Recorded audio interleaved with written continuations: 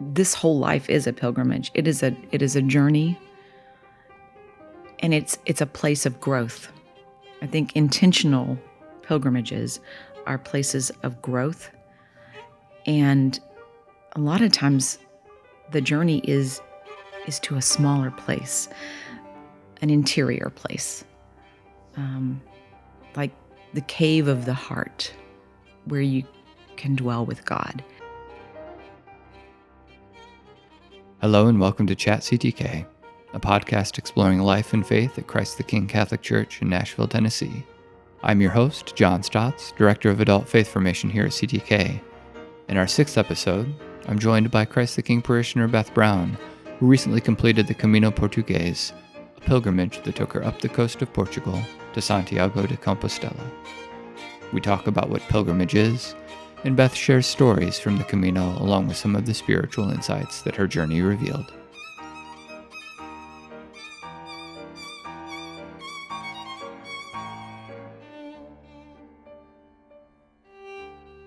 Beth, thank you so much for being willing to share a little bit about your experience with us. I want to start with a little background. So can you tell us a little bit about who you are and how you found your way to Christ the King here in the course of your life? Certainly. Thanks for having me here. Yeah. So I was raised Catholic in East Tennessee mostly, and my father was Catholic. My mom was not. I loved going to Mass. It was a beautiful space for me. I'm not really well versed in a lot of doctrine, but it was a great space for me. After I got married, I started going to Protestant churches and enjoyed the exposition,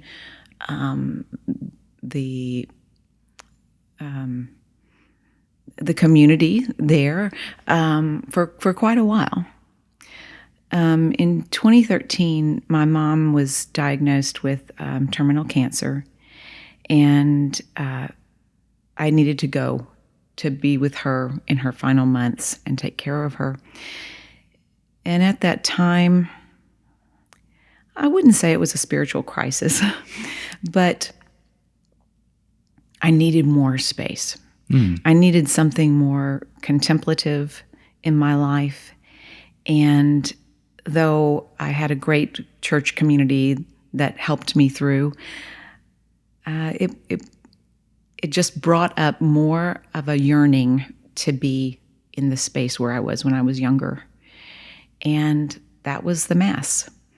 And I began coming to Christ the King and finding that spaciousness and that ability to meet with God without being talked to so much.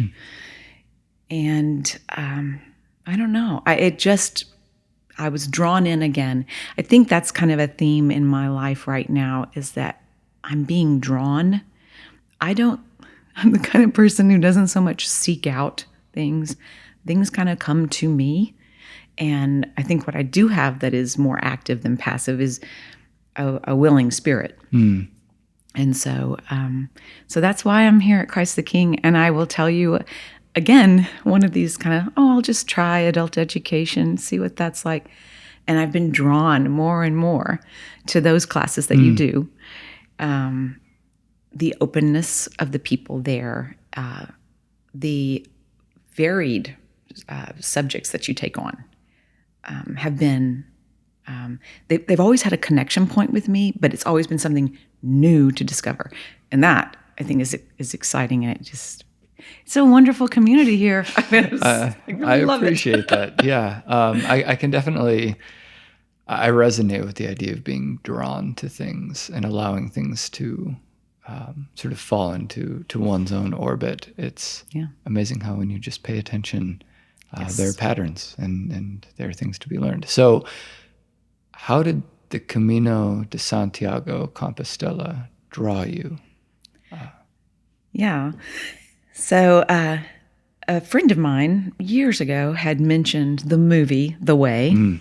That was done in 2010. And I watched it and I was intrigued. But that was something that was just kind of put aside as something very interesting. And then about 2 years ago, one of my aunts mentioned that she wanted to do the Camino de Santiago. Would I do it with her? And at that time, I did not know that this was something she had been wanting to do for years upon her retirement. But this is something when her mother died, when my grandmother died, it was something that came to mind. She never told me that. Another aunt told me that. But I thought, well, that's interesting. One, that takes a long time, so I don't know. And two, what's my reason? Don't you have to have some huge reason? Something spiritual, something drawing you?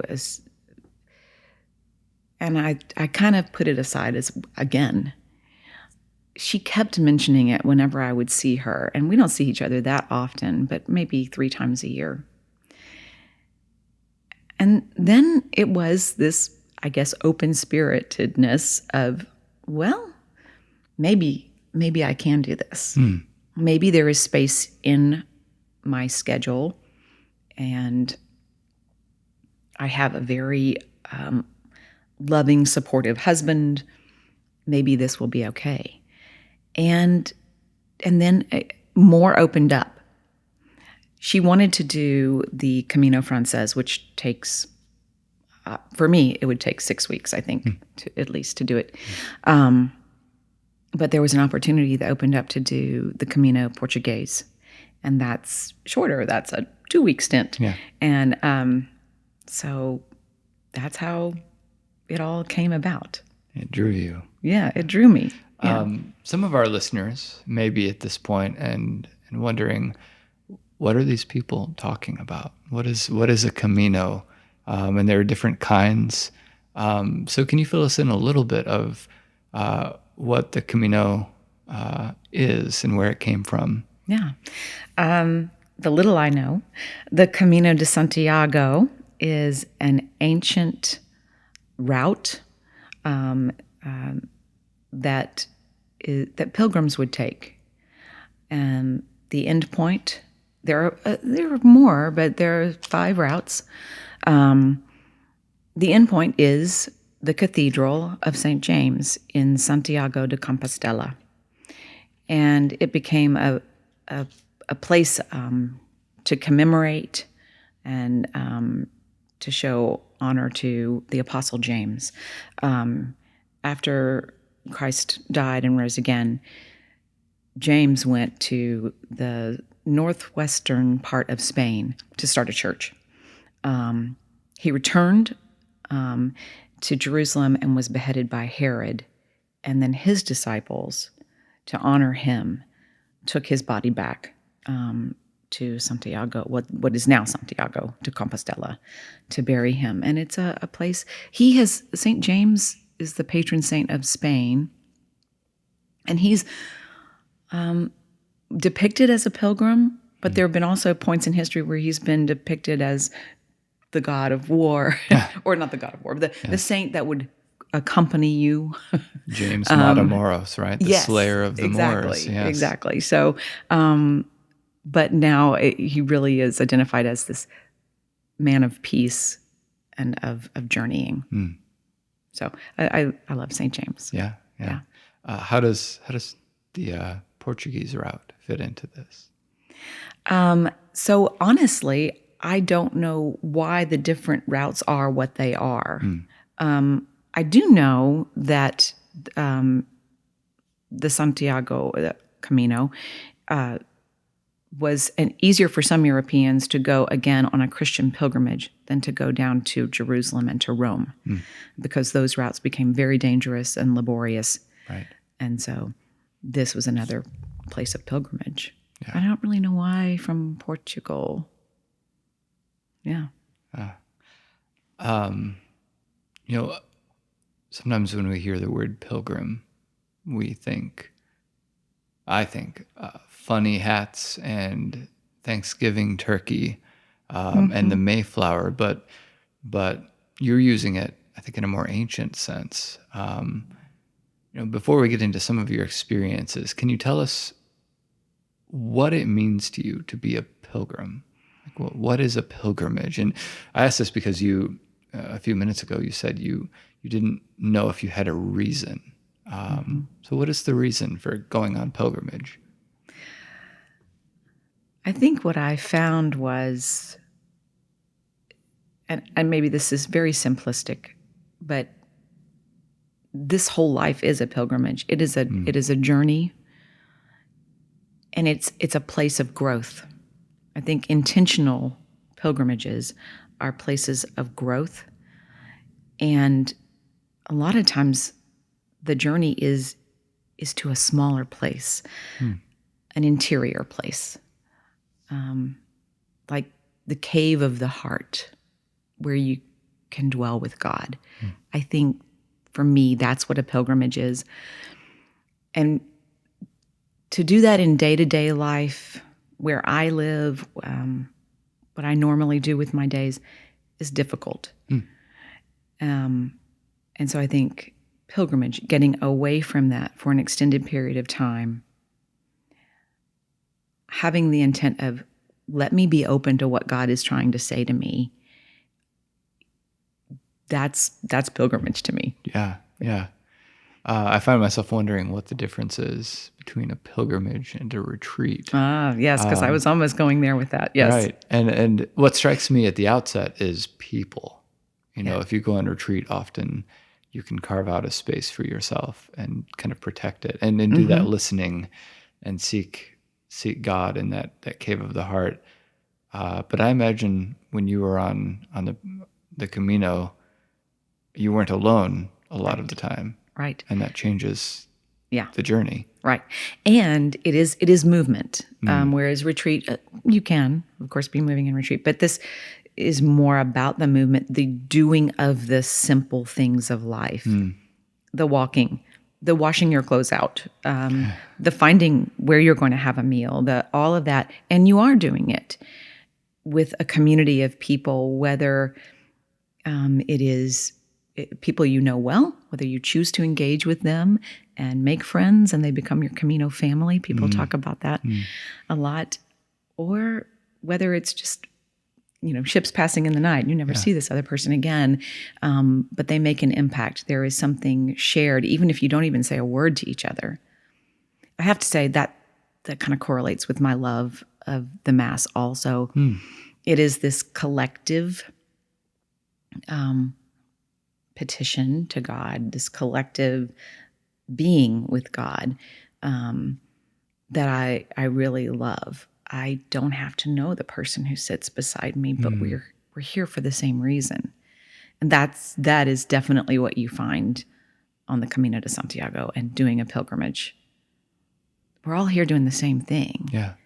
We have different perspectives. We see it differently as an individual, but we're doing the same thing. Yeah.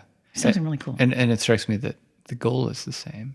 It's a journey with a destination. Yes. And for all of the pilgrims, all of the peregrinos are going to Santiago and going to this famous Everyone's city. experience of Santiago will be different. Right. Truly. But yes, you all have that. Okay. So tell us a little bit about your experience. Are there days that stand out to you when you think about your journey? Can you give us a little bit of the flavor of what it was like to go on this very long walk? Yeah. For me, and there are so many different ways to do this. That's what I would tell anybody thinking of it. There is no wrong way or no one way to do the journey. I was with two of my aunts and a group of other women that I did not know, but that we traveled mostly in a pod, I will call it that. And we stayed in a variety of places. We stayed in some pretty nice places. We stayed in hostels, but usually because of the size of, they were small hostels, and because of the size of our group, we had the whole hostel. Mm-hmm. So I don't have a lot of those experiences of just finding a place and there's 20 bunk beds in a room. Yeah. It was it was more relaxing. Not to say that there weren't some hard days, but it was a relaxing walk. That's what most people tend to do with the walk. So we moved through. What was really great about the Portuguese route is it was coastal for a part of the time, and then we moved inland for a while. So we walked in sand. We walked on the Roman road and the rocks. We walked through beautiful forests. We walked through cities like Vigo. And so we got a lot of different environments. And I loved that about the walk. I really did. Yeah. What were the people like who you encountered? So there was one woman that comes to mind. I think we met her probably the third or fourth day in. She had started her Camino not from Portugal, like a lot of people do. She started in Lisbon. Wow. Yeah, and she was all alone. She was 53 years old, and she was celebrating that she had made a big change in her life. She had lost a lot of weight and has a new outlook on life. And I think she was from New Jersey, I think. She gained her confidence around day 6. She said, walking through Lisbon was the hardest part for me because it takes a long time to get out of Lisbon. You walk for several days to reach outside Lisbon. And there weren't many, there's hotels, but it wasn't really clear what the Camino was in the city. And so, but I just admired her so much. Her name was Anne.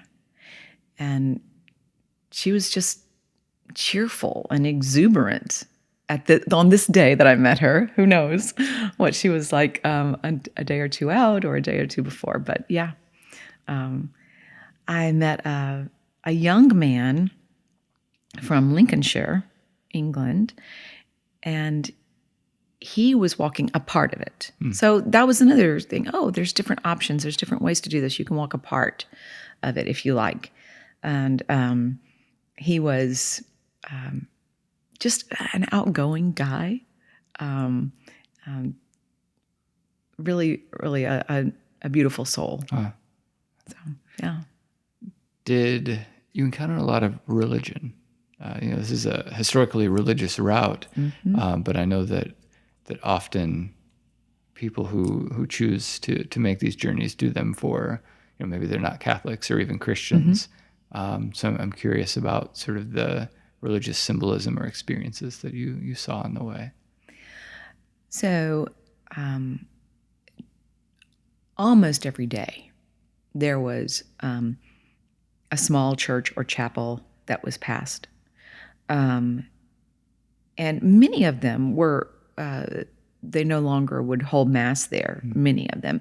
And, but it was a place to go in, a place to, and of course, and I hate this in a way because it seems like a competition or something. You get your stamp on your little Compostela book. And, so that, but so a lot of times it was for that reason that you would enter the church or the little chapel. But what was beautiful about it is that almost everybody would not just rush out to continue their journey. They would stop. They would either sit or kneel or light a candle. Yeah. And that was the part that was so meaningful for me.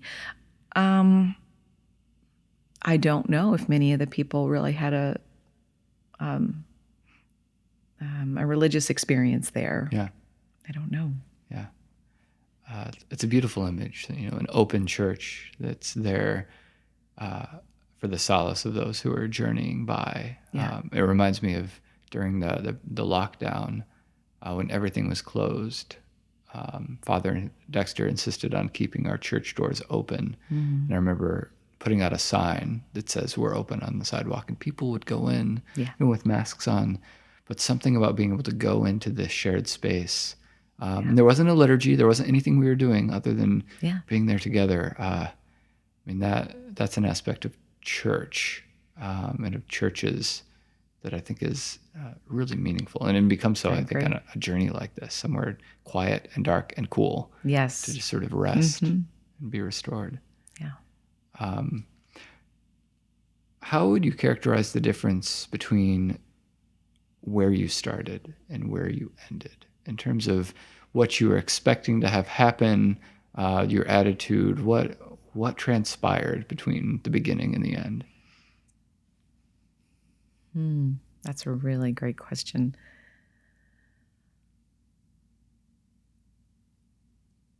So I think what I came away with was really because of the little pod I was with, the people. I expected at the outset to have maybe these high spiritual moments. What I really found was I found more acceptance of myself, my mistakes, grace with my feelings, and arriving, having gotten to know these women more, just this wonder at the way people take risks.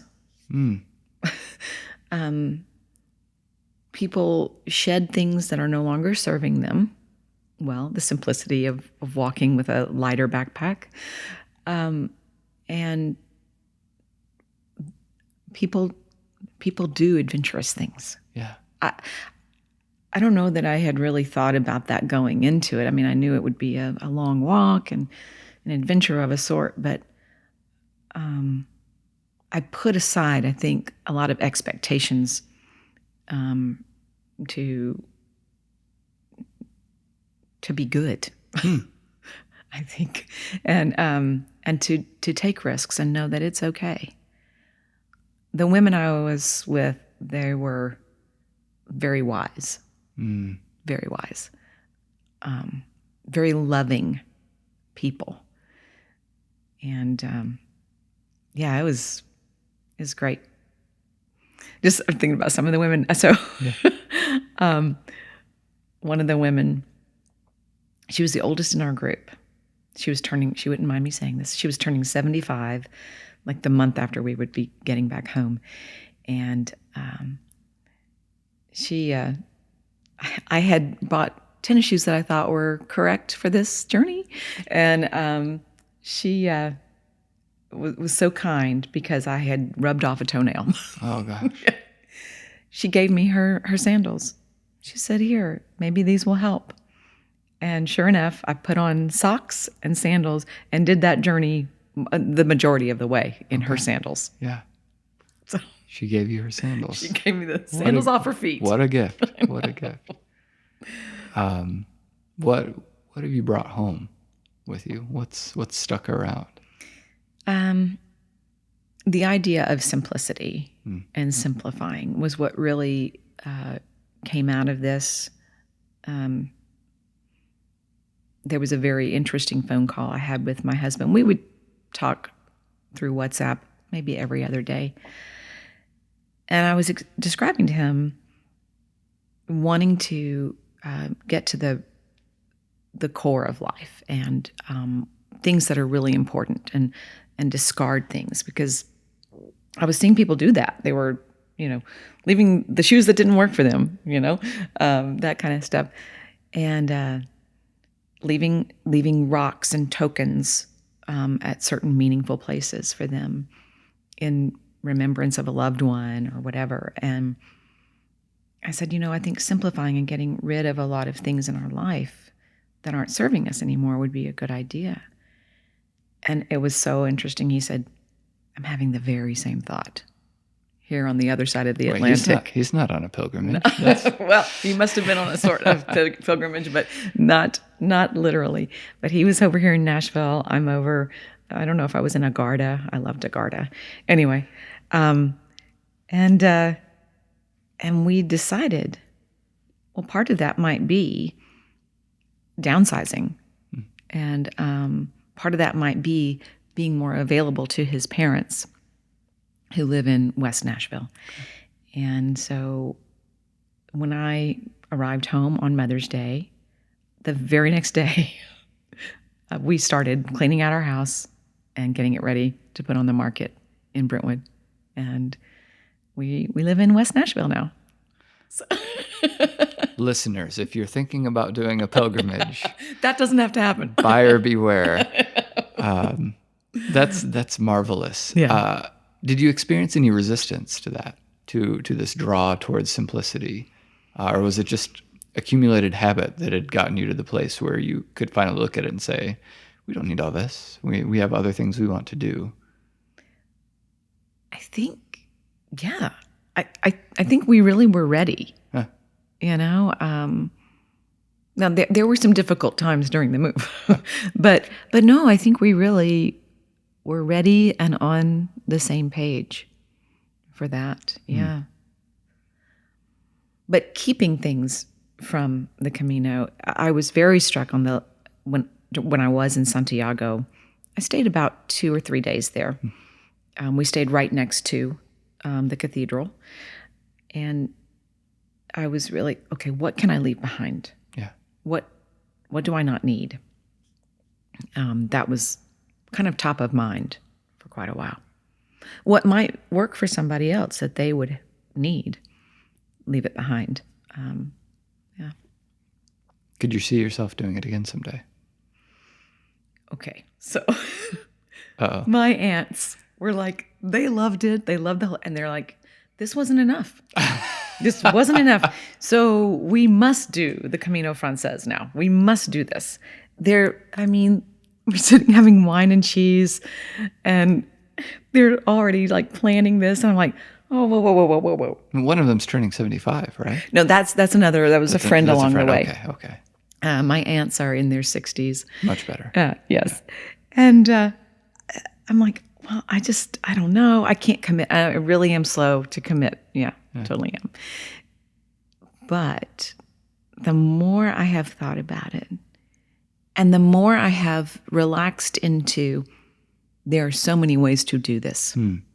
There are so many ways. You don't have to walk the Meseta if you don't want to, or you can do it in pieces. That seems very, very appealing to me, because I think I would like to experience all of it. The long journey from Saint Jean Pied de Port to Santiago, but I don't have to do it all at once.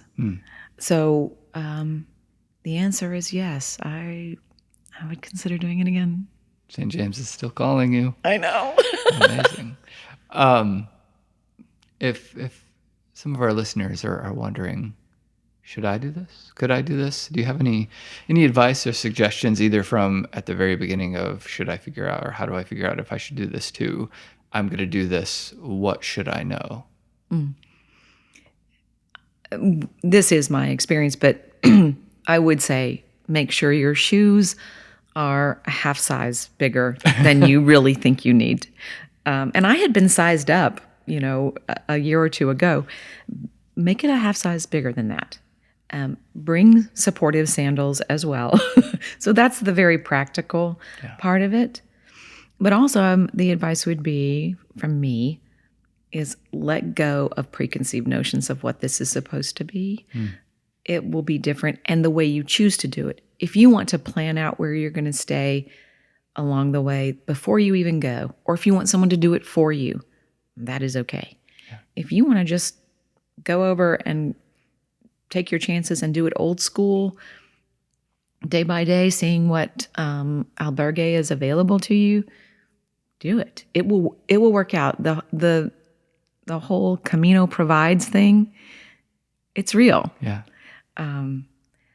But I know it is more crowded now. Since post-COVID, many people who postponed their trips are over there and they're doing their thing, and it does get crowded. So maybe planning a day or two out might be beneficial to someone. But I think opening yourself up to what God's going to say to you it's never, it doesn't have to be a certain way. Things don't have to happen in a certain order either, you know? But when an inspiration strikes you to stop by a stream, do it. Yeah. When you want to walk fast, walk fast. I just think that it's yours. It's yours. Like life. Yeah. When you want to walk fast. Yeah. Walk fast. So what's occupying your time now? So I am a dog walker. More walking. More walking. So I thought I was really set for this, right? Because I'm a dog walker. I'm fine with walking. You get sore, you get tired. Oh, that is another little advice piece. Do bring a kit for blisters. Most likely you're going to get some blisters. Some people don't. But I'm the flurry of the move that happened right after my return really kept me from reflecting on my journey. So thank you, John, for this opportunity, because that has jump-started more of that. Good. And as my spiritual director said, you're still on pilgrimage, Yeah. And that whole idea of the journey into the cave, like Elijah, he's at the mouth of the cave, and is God in the big? Is he in the the wind or the earthquake or the fire? No. He's in the whisper. So I think that's kind of where I am right now. Yeah. You practice as a spiritual director. I do. Right? In addition to receiving direction. Yeah, I do. And you also, I believe, take part in Christ the King's Dream Group. Yes. Yes. Tell us just a little teaser about both of these activities. Yeah. The Dream Group is wonderful. And I am a person who does not typically remember my dreams. There are a few that stand out. But even if you're not a super dreamer, some people really are very vivid dreamers, still come. I do liken the Dream Group to spiritual direction. It is a time to explore something more in your dream. There's something more. It's not about people telling you what your dream means at all. It's about sharing it, and it's about other people noticing certain things in it. And many of the people find that they have a similar experience in life, and it helps them reflect on their own lives. It's a lot like spiritual direction. There's a lot of space for people to be in the presence of God.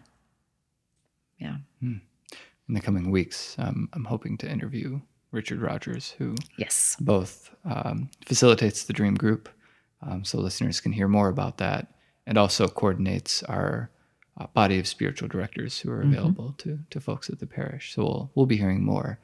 I'm really grateful that you've shared these insights with us. I hope it's whetting some appetites, either for people to cross the Atlantic and go on this walk, or just find the pilgrimage in their life right now. I'm wondering if, in closing, you might read something to us from your Camino journal. Thank you. This was I did keep a journal. I will say you don't have to keep a journal on pilgrimage, but I would definitely, for anybody, say write down where you stop, the city or little township, because you'll want to recall that later. Oh, where was that? Because that happened to me. But I wrote this. This was just a little snippet of what the whole journey was like for me. To leave what you know and allow yourself to dwell in discomfort of the unfamiliar. to ask strangers the way, to trust that others are searching just as you are, to light candles in a myriad of small churches along the way and hope the best for the one intended, to shake sand from your shoes and sit still on a ledge and feel tiredness and swelling, to walk with a woman who set out alone and found her rhythm, her contentment, and her confidence 6 days in, to have a friend offer her sandals to you when your 2 small shoes rubbed a toenail off, to have a beer at a cafe at 11 a.m., to laugh over wine and cheese just steps from the Cathedral of St. James, to feel welcomed by Camino companions and go to a Mass so intimate that Father invited each one to speak individual intentions. Lord, in your grace, hear us. To take a car to the end of the earth and marvel at the power of the Atlantic pounding the ancient rocks of Galicia. To know that it was a profound and a moving moment to a new friend.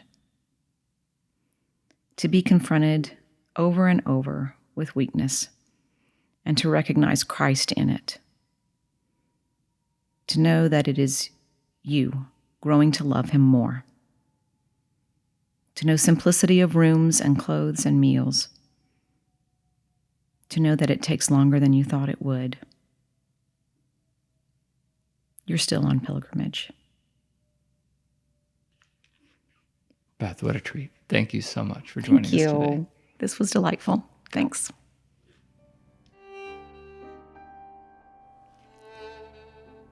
Thanks for listening to Chat CTK, a new podcast exploring life and faith at Christ the King Catholic Church. Future episodes will feature interviews with CTK parishioners, staff, and clergy about their experiences of God, Catholicism, and faith in everyday life. Our gratitude to parishioner Brian Steinberg for graciously using his time to edit and process this podcast. You can find new episodes at our website, ctk.org/chatctk, or you can subscribe to the podcast using Spotify, YouTube, Apple Podcasts, or your favorite podcast app.